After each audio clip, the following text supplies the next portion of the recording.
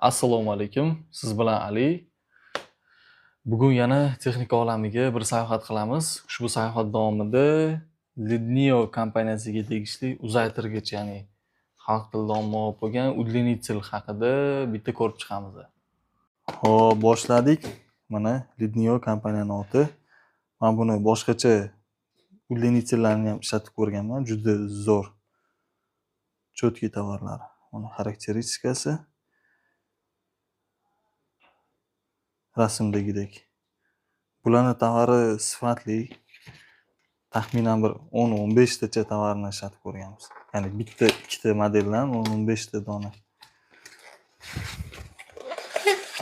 Opa. Hop.